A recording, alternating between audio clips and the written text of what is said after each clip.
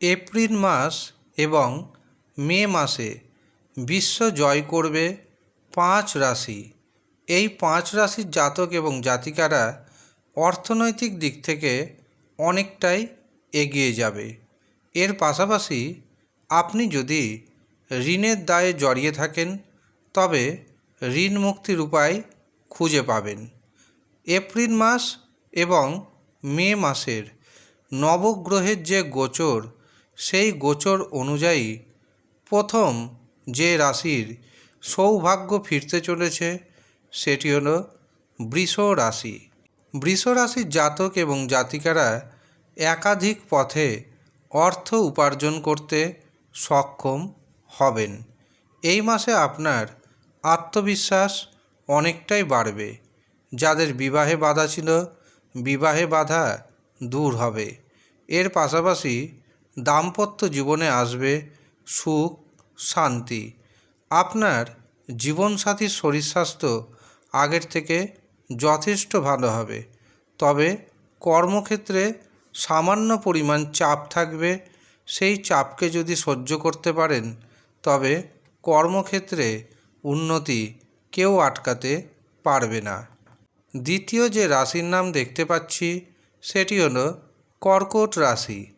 কর্কট রাশির জাতক এবং জাতিকাদের এপ্রিল মাসে, মে মাসে ভাগ্যের দারুণ সাপোর্ট আসতে চলেছে। আটকে থাকা কাজকর্ম হতে শুরু হবে। এমনকি আপনার ঋণ মুক্তি ঘটবে।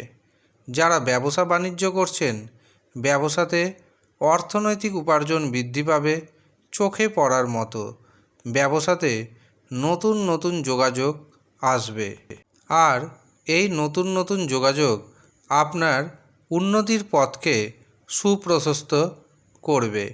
যারা আপনার বিরুদ্ধে এতদিন গোপনে শত্রুতা করে এসেছেন, এবার কিন্তু তাদের শাস্তি হতে চলেছে।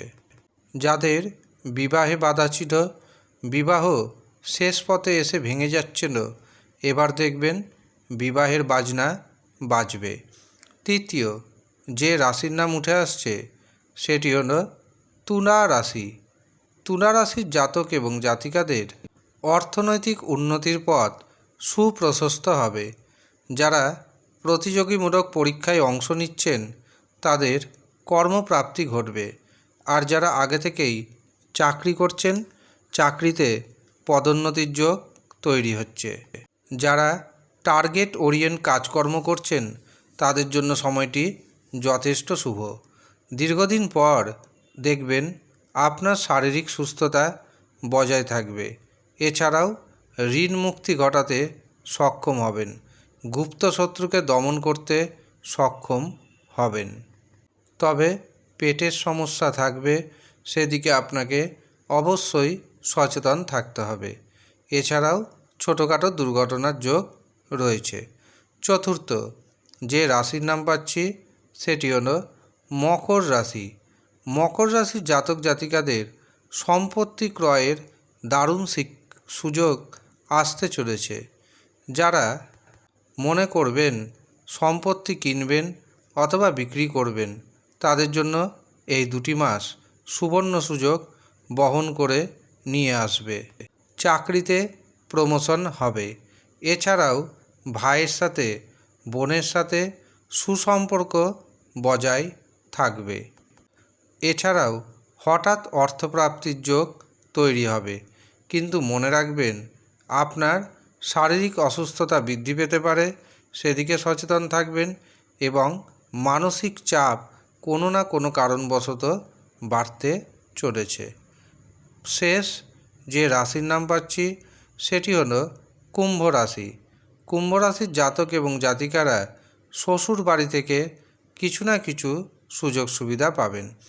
আপনার মুখের ভাষায় মধুরতা বজায় থাকবে, আর এই মধুরতার কারণে আপনার অর্থনৈতিক উপার্জন বৃদ্ধি পাবে। এই সময় ধর্মের পথে থাকুন, আধ্যাত্মিকতার পথে আপনাকে থাকতে হবে। এই সময় আপনার গুপ্ত বিদ্যার প্রতি একটা ঝোঁক দেখতে পাচ্ছি। যারা গবেষণা করছেন, যারা উচ্চশিক্ষা করছেন, অথবা যারা সায়েন্টিস্ট তাদের জন্য এপ্রিল মাস এবং মে মাস, এই দুটি মাস যথেষ্ট শুভ খবর বহন করে নিয়ে আসবে। যাদের বিবাহের বয়স হয়েছে, পাত্রপাত্রী দেখাশোনা করবেন ভাবছেন, এই 2 মাসে পাত্রপাত্রী দেখাশোনা করুন। দেখবেন আপনার সন্তানের বিবাহের শুভ সুযোগ আসবে, এমনকি বিবাহ হয়েও যাবে। এই হচ্ছে সৌভাগ্যশালী 5 রাশির জাতক এবং জাতিকা। তবে মনে রাখবেন, এই ভিডিওতে যে প্রেডিকশন করা হলো সেটি কিন্তু সার্বজনীন, এটি ব্যক্তিগত নয়।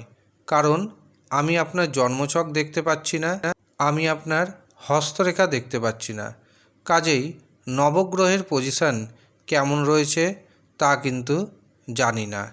তবে যদি দেখেন ভিডিওর প্রেডিকশন আপনার জীবনের সাথে সামঞ্জস্যপূর্ণ হচ্ছে না, তবে নিজের ব্যক্তিগত জন্মছক বিচার করান অথবা হস্তরেখা বিচার করান। আপনার কুষ্ঠিতে অথবা হাতের রেখায় যা যা দোষ রয়েছে তার প্রতিকার করুন, অবশ্যই আপনার জীবনে উন্নতি হবেই। ধন্যবাদ।